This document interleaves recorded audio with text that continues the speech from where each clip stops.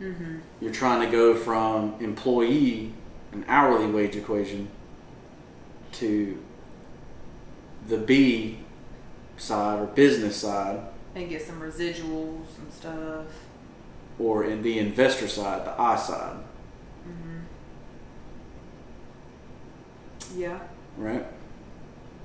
So you see that all over the internet now, because of the pandemic and people losing their jobs. People are actually trying to do the stuff that they enjoy doing, whether it's make jerky or make pork rinds or, doing little Etsy shops. Scrapbooking. I don't know how do you make money on scrapbooking.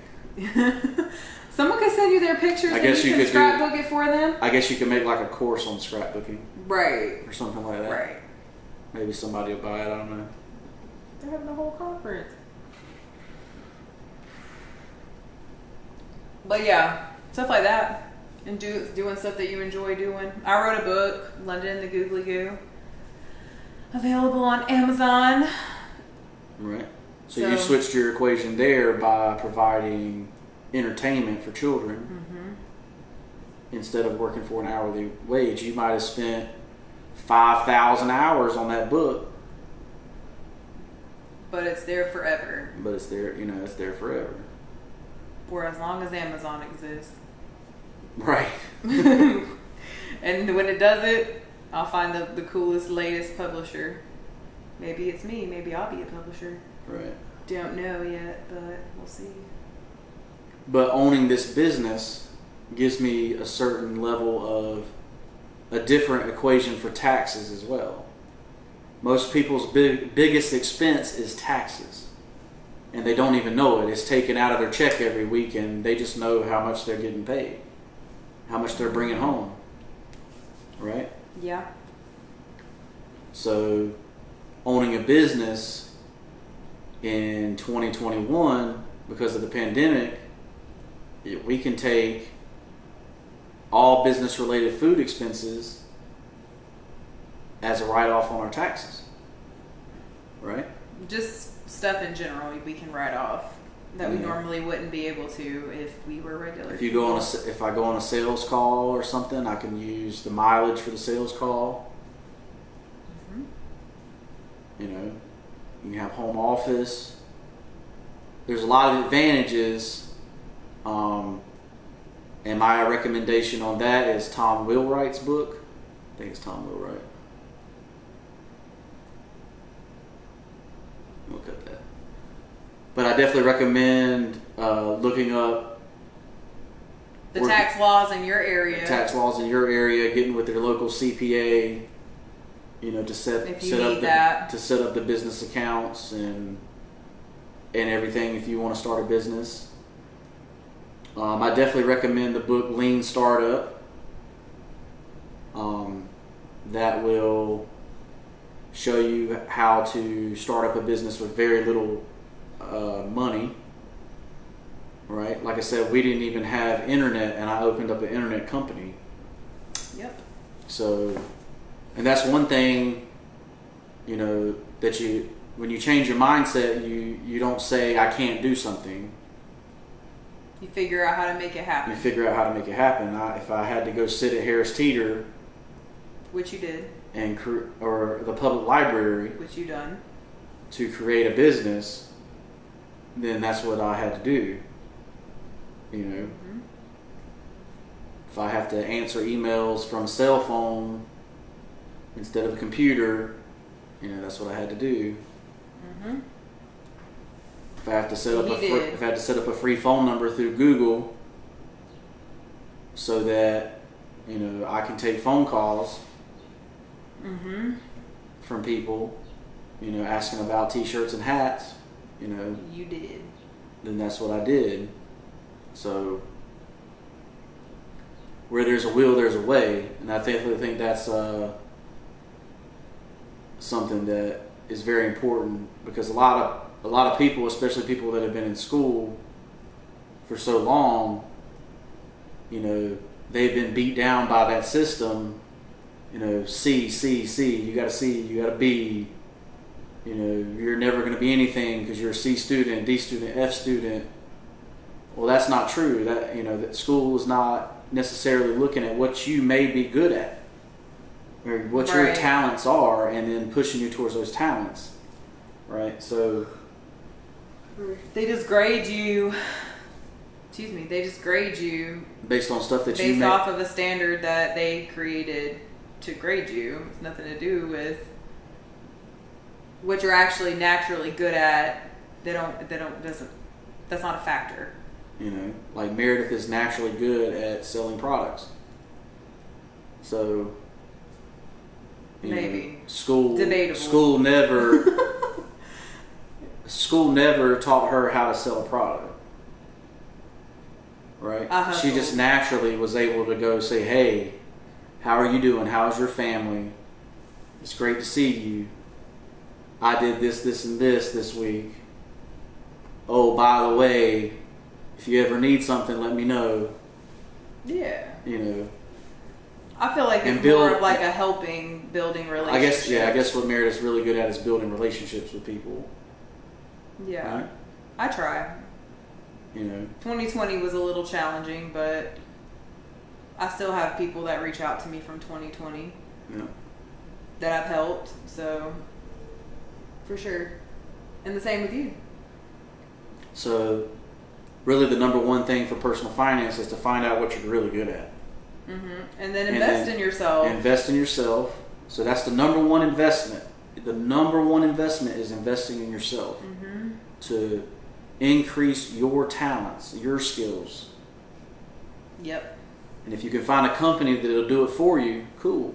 Go work for them. Mm-hmm. Right? For sure. It's a lot better to mess up on their dime than on your dime. Dang. You took it far. Right. We're not messing up here. We're going to succeed.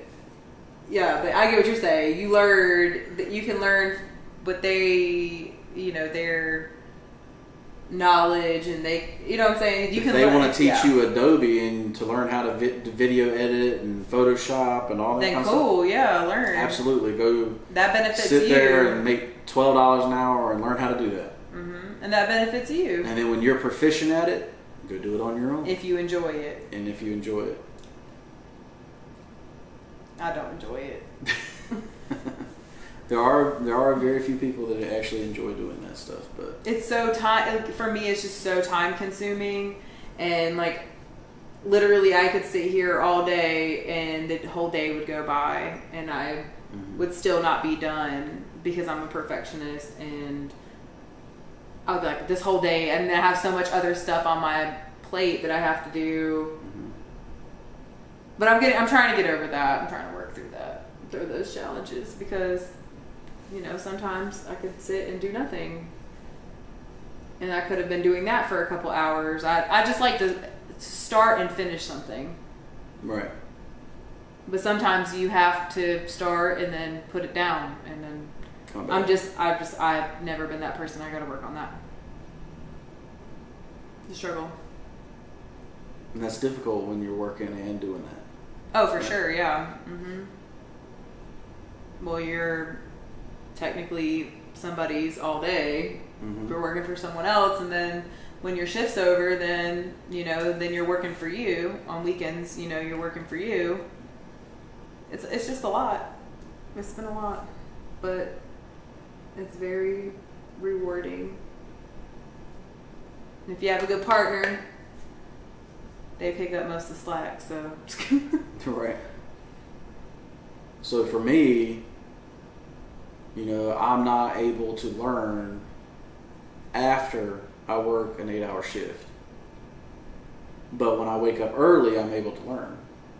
You have the attention span and the focus to do it. Well, my mind is just not tired, right? Right. So I adjusted my schedule because of that. So instead of going to bed at midnight and waking up 30 minutes before work and rolling into work, I go to bed at 9 o'clock and wake up at 3:30. And anything I want to learn, I learn at that time. So if I wanted to learn a new language, I would sit there and learn a new language. Right? If I wanted to learn how to code a website, Mm-hmm. I would sit there and learn how to code a website at 3:30 in the morning. And it also helps that nobody was up to bother you. Right? I'm a bother. Absolutely. Distraction. Beautiful. I just throw you off. You just walk across the room and I'm distracted. ADHD. I feel the same way about you. But You're a beautiful distraction. But there's a lot of people. So say you work in California. If you go into work at 9 o'clock in California, it's already lunchtime in New York. Right? Mm-hmm. So the stock market's already been open 3 hours by the time you're even going into work.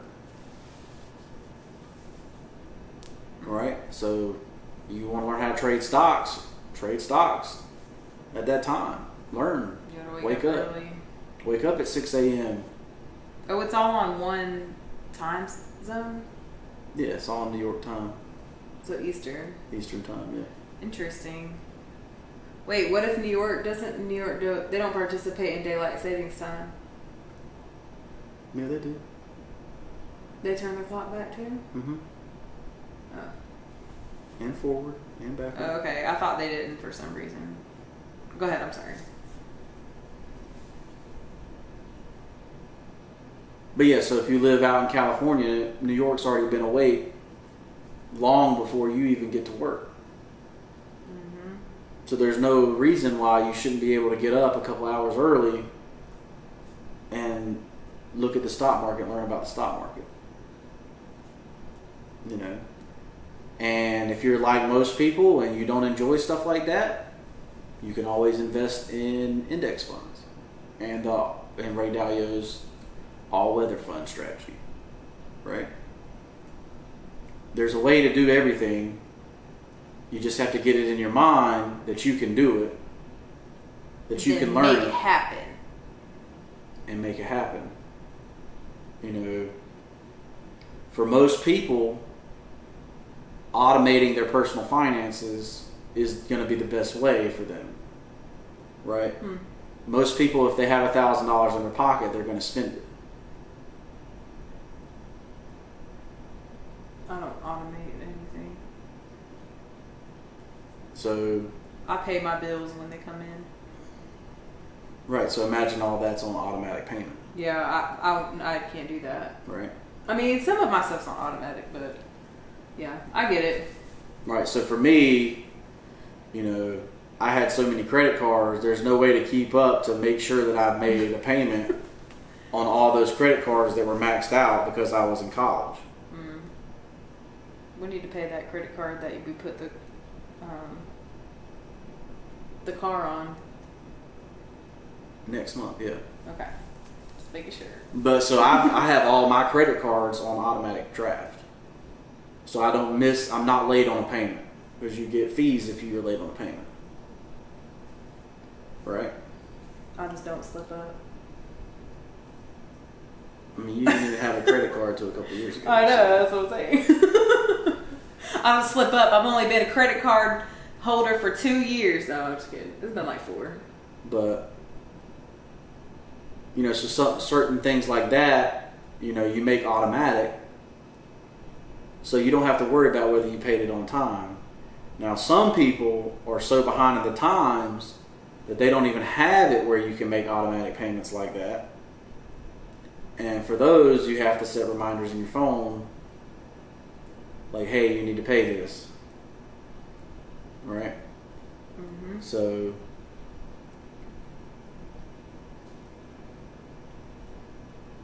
you know, most people are going to have a benefit to make their personal finance automatic. Right?